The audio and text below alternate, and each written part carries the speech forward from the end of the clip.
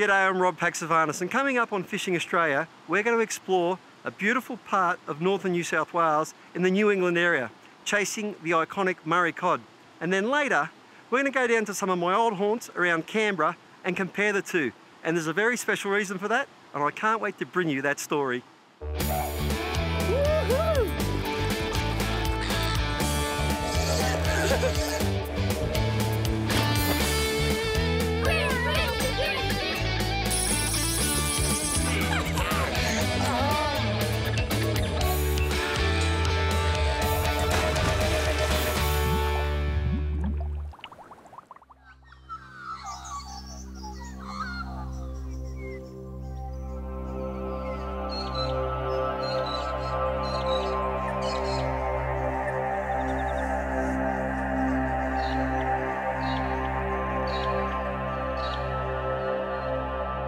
This is a story about a marauder, a scourge that raids and ruins.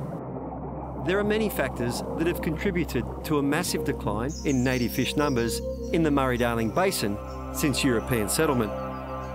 There's overfishing, habitat degradation, and migration barriers, to name a few.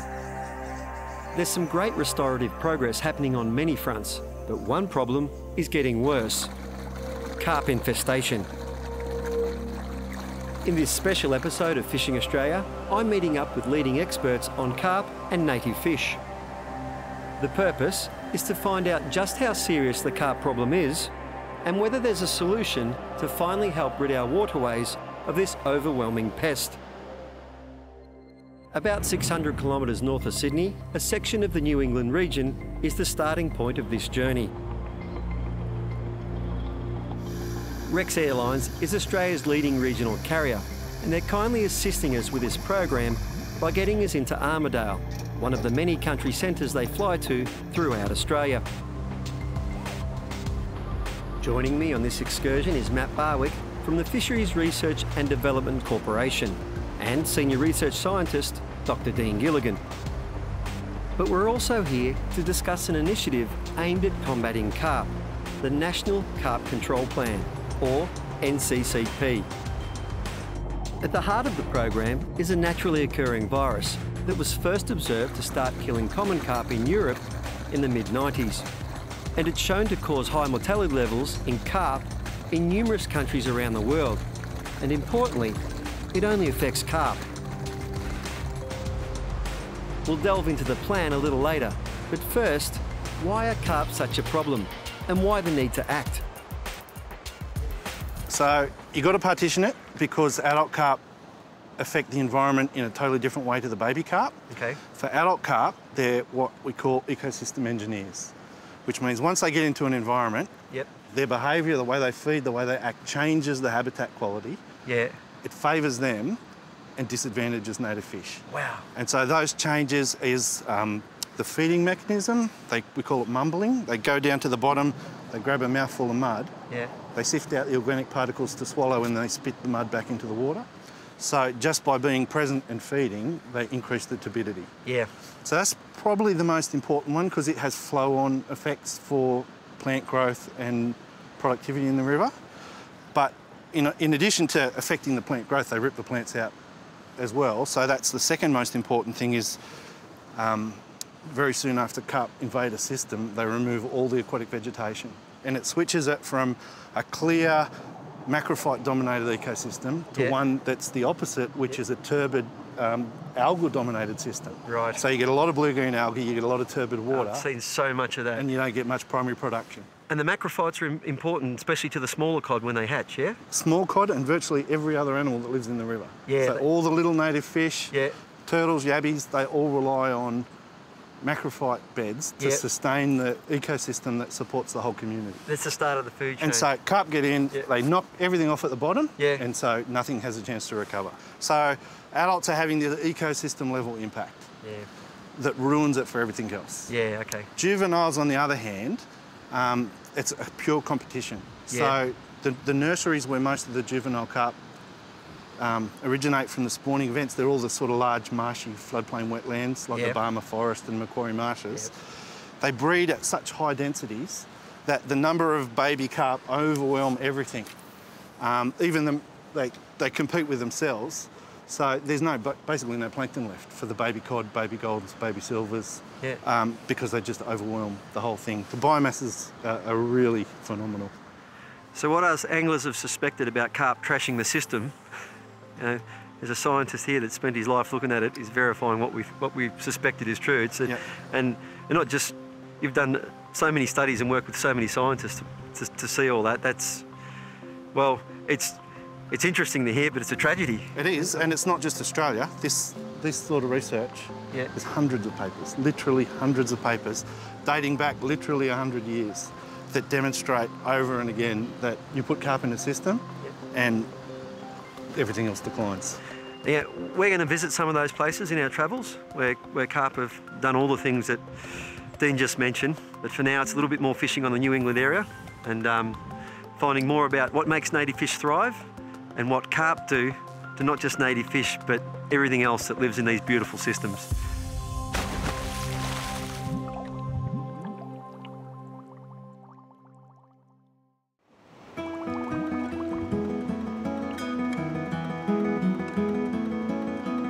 I'm in the New England region of northern New South Wales, fishing with the research scientist, Dr. Dean Gilligan. Dean has joined me to chase the iconic Murray cod that inhabit these pristine waters, and also to discuss the National Carp Control Plan, an initiative aimed at reducing a species that damages water quality and native fish numbers.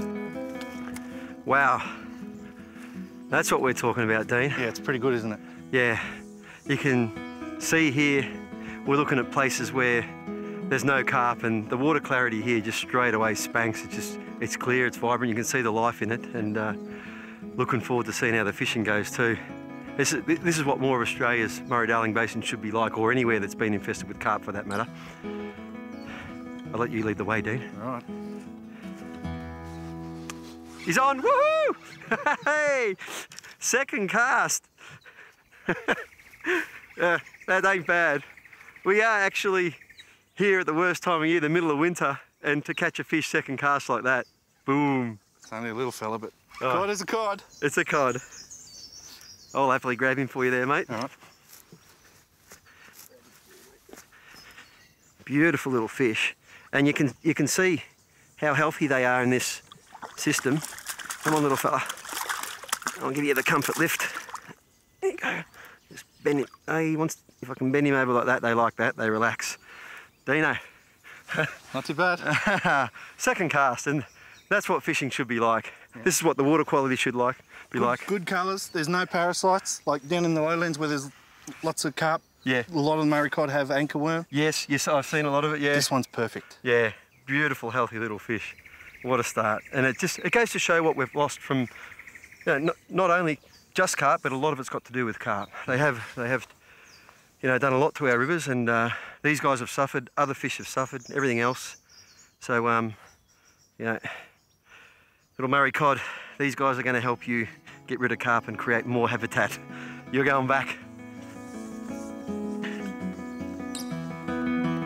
We carried on, all the while getting a better sense of the rarity of a place like this. A clean river and the golden glow of a sun low in the sky. The best time of day to have a line in the water. That's a good one. Yeah, just look at it. Just look at this place. It does remind me for all the world about the Murrumbidgee in Canberra where I did a lot of guiding, trout and cod. But yeah, the water quality is so much better. And this is a beautiful fish. It is a beautiful fish. Slightly bigger. I've upsized you. Yep. Dino, I've upsized you, mate. Here we go here. Grab him by the lip. Gotcha. There you go. That's what a Murray cod looks like in the sunshine. Maybe a 55 centimetre fish. So fat and healthy, and now that's why they're an iconic Australian species. That's what they should look like. Let's give her a bit of a swim. There. Get the gills going. They normally chomp down on your finger when they're ready to go. But Beautiful. Oh, mate, as much as I hate to say it, I think we better make some tracks. All done? Sun's about to set, yeah. But just a beautiful afternoon here. It was a great afternoon. Nice to get a couple of those gorgeous fish and just experience this pristine environment, mate. Yeah. Love it. Yep. It was nice to see the follows. The water was clear enough to see the follows. Oh, yeah. It doesn't happen very often. Yeah. Well, there's more to see and explore, so Yep. see what's around the corner next. This was my first time in these remote locations along the Morden River, and it had been an illuminating introduction to the fishing in New England. The conditions here were so unlike other areas of the Murray-Darling Basin where carp cause havoc, leaving muddy waters bereft of aquatic vegetation. Carp are invaders living through hot and cold in the poorest conditions, displacing our native species and wrecking ecosystems. When we come back, we'll look at just what can be done to turn the tide.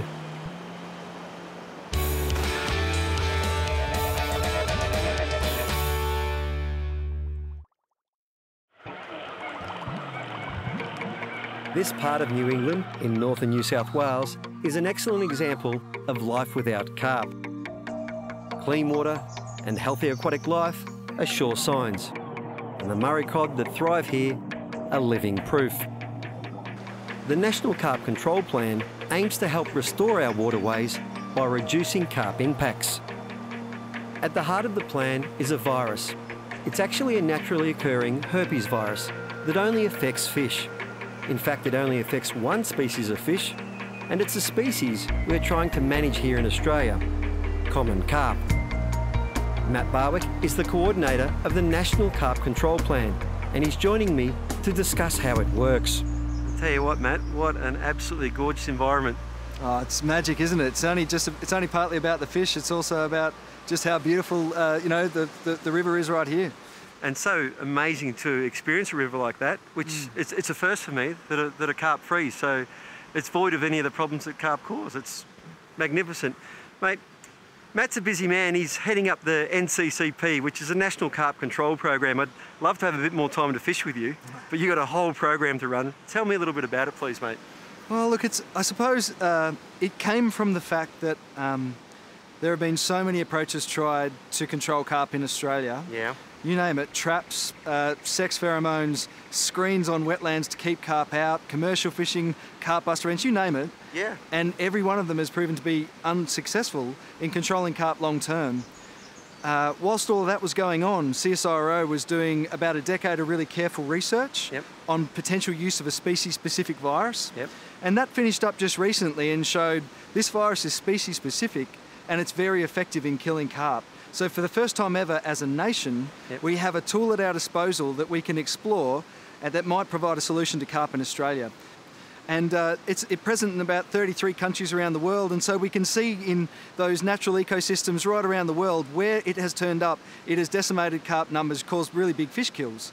So right now, we've got a great basis of knowledge to know that we need to look into this more closely, and that's what we're doing under the National Carp Control Plan.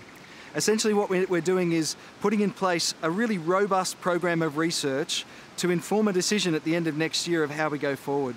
And that research is to answer a few things. We're going to do the most precise estimate of the total tonnage of carp in Australia to really understand how big is this challenge. Yeah. We're then going to go through the process of working out how much of that carp biomass would we need to remove to protect water quality so that our native species like Murray cod are protected, and also all of the uses, the human uses of our waterways are maintained. Yep, okay. Then we're going to go through the process of working out exactly how would we go about harvesting that carp biomass once it succumbs to the virus. And maybe one of the most exciting questions to me is, what are the opportunities for us to then use that carp biomass in really smart ways other than just digging big holes and burying it? Yeah, yeah. So really what we're looking at is composting it, fertiliser, turning it into fish meal. There's all sorts of smart things that we can explore. Yeah. And we're going to look into all of those over the next 18 months. And I'm getting excited too, because once those carp are gone, and I've had a good look into this, and it's fantastic to be talking to guys that know so much about it. What's going to go in their place is the exciting news for us anglers. So country like this, we haven't had a lot of time to fish it today. We know there's dozens of cod right in this pool beside us. That's how the rest of Australia should be. And that's what we're going to look at, the stocking programs, the follow-up in that as well. That's a big part of it. Well, look, it's absolutely right to say that when we look back to the early 1900s, 1920s, for example, in Echuca, in the 1920s, that's not so long ago, the average catch of native fish per angler hour was about 18 to 22 kilos.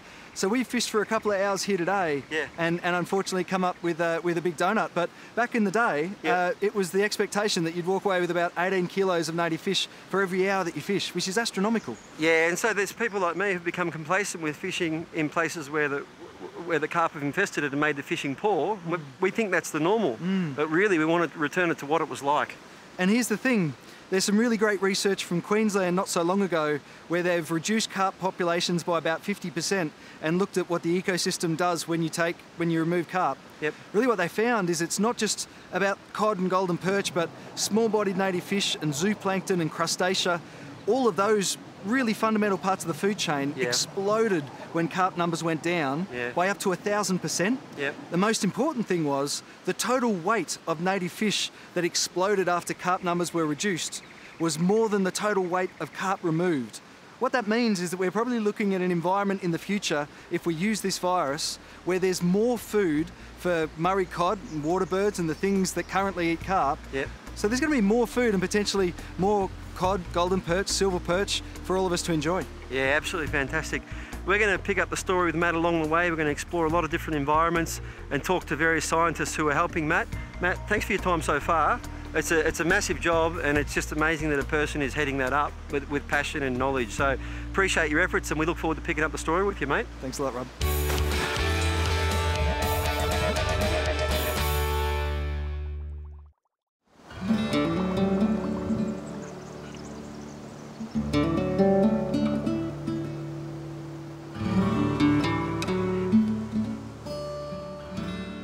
We've been to New England where we've seen just how wonderful the river and nature and fishing can be in carp-free waters. In harsh contrast to that, I'm now at my old stomping ground on the Murrumbidgee River, not far from Canberra, a place I know well. And we're going to catch up with Matt and Dean again to see just how severe the impact of carp infestation has been on these waterways. The quality of New England's environment was a real eye-opener for me. Murray cod of decent size were abundant, and throughout the various locations, a healthy ecosystem was clearly obvious, especially for a first-time visitor like me. It made me realise how my favourite old turf here had long been under siege. Joining research scientist Dr. Dean Gilligan aboard his high-voltage vessel, the mission today was about the numbers. We're on an electrofishing boat, which is the standard tool that fisheries biologists use to study fish populations in rivers and lakes. It's basically an aluminium punt with a generator on board and a control unit that pushes electricity through the anodes. That puts an electric field in the water, and any carp that are within the electric field get stunned and float to the surface. So we can dip net them, put them in a live well. They're totally unharmed. They come to, we can measure them, we can weigh them, we can do whatever we need to do and let them go. So it's a non-lethal way of sampling fish. We've got data from electrofishing, thousands of data points over 20 years, that lets us know the relative abundance. So how many carp are in this pool relative to a pool up there or a pool 100 kilometres away in terms of the number of fish we get per hour of electrofishing. So the densities we're talking about is the highest that I'm aware of in Australia is in the order of about 3,000 kilograms per hectare. That's way above carrying capacity that farmers would have sheep or cattle on their farms. We're talking a huge density of animals in the water.